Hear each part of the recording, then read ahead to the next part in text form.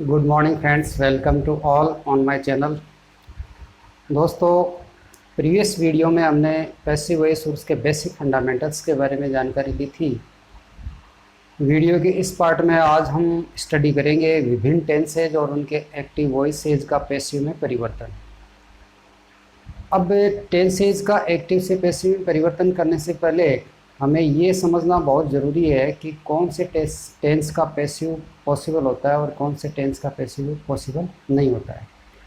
तो दोस्तों, जैसा कि आप जानते हैं, इंग्लिश ग्रामर में तीन टेंसेज होते हैं, प्रेजेंट, पास्ट और फ्यूचर। और इन तीनों टेंसेज को भी विद्वानों ने अलग अलग 4 भागों में बांटा गया है, जो इस प्रकार से है: इंडेफिनेट, कंटिन्यूस, परफेक्ट और परफेक्ट कंटिन्यूस। प्रेजेंट के भी ये 4 पार्ट होते हैं, पास्ट के भी ये 4 भाग होते हैं और फ्यूचर के भी ये 4 भाग होते हैं।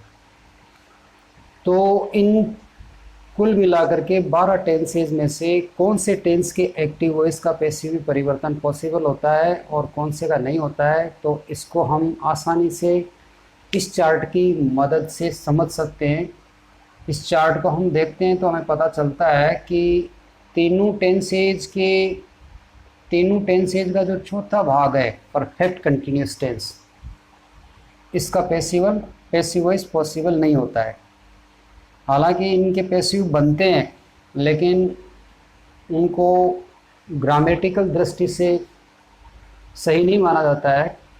तो यहाँ हम केवल ये मान के चलेंगे कि तीनों टेंसेज का जो चौथा भाग है, परफेक्ट कंटिन्यूस टेंस, इसका पैसिव पॉसिबल नहीं होता है। और एक फ्यूचर कंटिन्यूस टेंस है, इसका भी पैसिव नहीं बनाया जाता है। तो कुल मिलाकर के 12 टेंसेज में से 8 टेंसेज ही ऐसे हैं जिनके एक्टिव से पैसिव बनाए जा सकते हैं। ये हमें जान लेना बहुत ज़रूरी है। अब इसके बाद हम बारी बारी करके प्रत्येक टेंस के जो एक्टिव वॉइस है इनका हम पैसिव परिवर्तन करना सीखेंगे। तो सबसे पहले हम आज डिस्कस करने वाले हैं प्रेजेंट इंडेफिनिट टेंस के एक्टिव वॉइस का पैसिव में परिवर्तन किस प्रकार से किया जाता है, क्या इसके रूल है। तो आइए स्टडी करते हैं।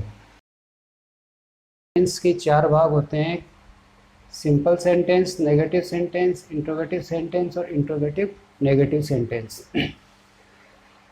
यहाँ आपके सामने इस टेबल में प्रेजेंट इंडेफिनिट टेंस के एक्टिव वाक्यों और पैसिव वाक्यों की स्ट्रक्चर दी गई है। किसी भी एक्टिव सेंटेंस का स्ट्रक्चर अगर वो सिंपल है तो इस प्रकार से होगा, नेगेटिव में इस प्रकार से, इंट्रोगेटिव में इस प्रकार से और इंट्रोगेटिव नेगेटिव सेंटेंस में इस प्रकार से होगा। अब इस प्रकार की स्ट्रक्चर वाले एक्टिव वाक्यों को जब हम पैसिव में बदलते हैं तो उनका स्ट्रक्चर ये हो जाता है। तो इसके आधार पर मैंने यहाँ ये 4 एग्जाम्पल लिए हैं। एक सिंपल का है, दूसरा नेगेटिव, तीसरा इंट्रोगेटिव और चौथा इंट्रोगेटिव नेगेटिव। तो इस टेबल के माध्यम से हम इनको पैसिव में बदलने का प्रयास करते हैं। तो पहला सेंटेंस है राधा प्रिपेयर्स टी, जो कि इस स्ट्रक्चर पर आधारित है। जब इस सेंटेंस को हम पैसिव में बदलेंगे तो हमें ये जो स्ट्रक्चर है ये यूज़ करना होगा। इस स्ट्रक्चर के अनुसार यहाँ पर ओ का मतलब है ऑब्जेक्ट, तो ऑब्जेक्ट पहले आएगा। तो इस सेंटेंस में ऑब्जेक्ट हमें ढूंढना है।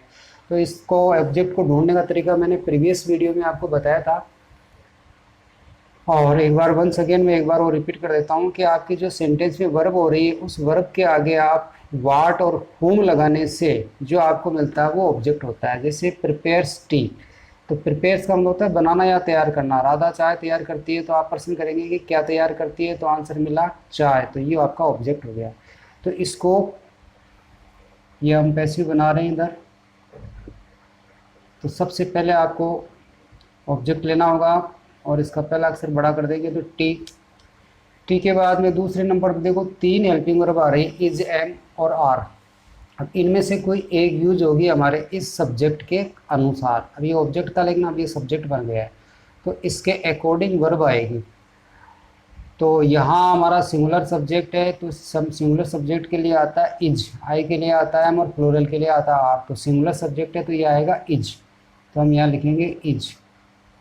इसके बाद में यहाँ देखो सूत्र कह रहा है कि वर्ब की थर्ड फॉर्म आएगी, तो यहाँ प्रिपेयर्स है तो प्रिपेयर्स की थर्ड फॉर्म होती है प्रिपेयर्ड। प्रिपेयर्ड। प्रिपेयर्ड के बाद में, थर्ड फॉर्म के बाद में प्रीपोजिशन आएगा बाई। बाई के जस्ट बाद आएगा एस का मतलब सब्जेक्ट। तो सब्जेक्ट है हमारा राधा, तो ये राधा यहाँ लास्ट में आ जाएगा। और ए का मतलब है अन्य, तो अन्य में हमारे पास कुछ नहीं है, तो ये हमारा सेंटेंस कंप्लीट हो गया। इस प्रकार से पहला जो सेंटेंस था आपका, ये पैसिव में इस प्रकार से चेंज हो गया। दूसरा सेंटेंस है he does not eat mangoes, वह आम नहीं खाता है। तो अब इस सेंटेंस को पैसिव बनाना है, तो ये वाला सेंटेंस है वो इस स्ट्रक्चर पर आधारित है। तो इसको जब पैसिव में बदला जाएगा तो हमें इस सूत्र को फॉलो करना होगा। इस सूत्र में सबसे पहले ऑब्जेक्ट, तो इस सेंटेंस का ऑब्जेक्ट है वर्ब है ईट। ईट के बाद में हमारा ऑब्जेक्ट हो गया मैंगोज। तो मैंगोज को यहाँ पहले लाएंगे और इसका पहला अक्षर कैपिटल हो जाएगा MANGOES, मैंगोज। अब दूसरे नंबर पर है हेल्पिंग वर्ब। तो हेल्पिंग वर्ब है मैंगोज है, तो मैंगोज प्लूरल सब्जेक्ट हो गया, तो इसके लिए प्लूरल वर्ब आएगी आर, तो मैंगोज आर। इसके जस्ट बाद में आएगा नोट, और नोट के बाद में वर्ब की थर्ड फॉर्म। तो यहाँ वर्ब है ईट, तो ईट की थर्ड फॉर्म होती है ईटन। ईटन के ठीक बाद आएगा बाई। बाई के बाद में सब्जेक्ट, तो सब्जेक्ट है हमारा ही। तो अब ये ही है वो पैसिव बनाते समय ऑब्जेक्ट की कुर्सी पर जाएगा, तो ही से बदल कर हो जाएगा हिम। हिम। अन्य में अब हमारे पास में कुछ बचा, कुछ नहीं बचा, तो ये फुल स्टॉप लगा दिया और ये सेंटेंस पूरा हो गया। तो mangoes are not eaten by Ram, आम राम के द्वारा नहीं खाई जाती है, पैसिव में चेंज हो गया। तीसरा सेंटेंस है, ये इंट्रोगेटिव सेंटेंस है बिगिनिंग विथ हेल्पिंग वर्ब। तो इस प्रकार का जो सेंटेंस है वो इस स्ट्रक्चर पर आधारित है। इसको पैसिव बदलेंगे तो इस सूत्र को फॉलो करना पड़ेगा। इस सूत्र में इज एम आर में से पहले एक आएगी, तो यहाँ हमारा सब्जेक्ट है यू, लेकिन हमें ऑब्जेक्ट को पहले लाना है, तो अब हमारा सब्जेक्ट बन जाएगा इंग्लिश। तो इंग्लिश कैसा सब्जेक्ट हो गया, सिंगुलर। तो पहले सब्जेक्ट रखेंगे इंग्लिश, सॉरी पहले हेल्पिंग वर्ब आएगी इज एम आर में से, तो ये हमारा इंग्लिश है वो सिंगुलर सब्जेक्ट हो गया, तो हेल्पिंग वर्ब आएगी इज। फिर इसके बाद में ऑब्जेक्ट, तो ऑब्जेक्ट है इंग्लिश, तो इंग्लिश को यहाँ रख देंगे हम, इंग्लिश। इंग्लिश के ठीक बाद आएगा वर्ब की थर्ड फॉर्म, तो टीच है, तो टीच की थर्ड फॉर्म होती है टॉट, TAUGST। प्रत्येक क्रिया के 3 रूप होते हैं, तो यहाँ ये टीच का थर्ड फॉर्म हो गया टॉट, टीच टॉट और टॉट। तो इज इंग्लिश टॉट। टॉट के बाद में यहाँ देखिए वर्ब की थर्ड फॉर्म के बाद में बाई, तो ये आ गया बाई। बाई के ठीक बाद सब्जेक्ट, तो सब्जेक्ट है यू, तो यू का ऑब्जेक्टिव केस भी यू ही रहता है, और अन्य में कुछ बचा नहीं, तो इंट्रोगेटिव साइन लगा देंगे और ये हमारा चेंज हो गया पैसिव में। तो is English taught by you, क्या इंग्लिश तुम्हारे द्वारा पढ़ाई जाती है। लास्ट है does she not sing a song, interrogative negative sentence. तो ये स्ट्रक्चर पर आधारित है, इसको इस फॉर्मूले के अनुसार चेंज किया जाएगा। तो इसमें 3 हेल्पिंग वर्ब में से एक आएगी, अब कौन सी आएगी, वो आएगी इस ऑब्जेक्ट के अनुसार। तो पहले ऑब्जेक्ट ढूंढो, तो ये ऑब्जेक्ट हो गया ए सॉन्ग, तो इसका मतलब इज आएगी।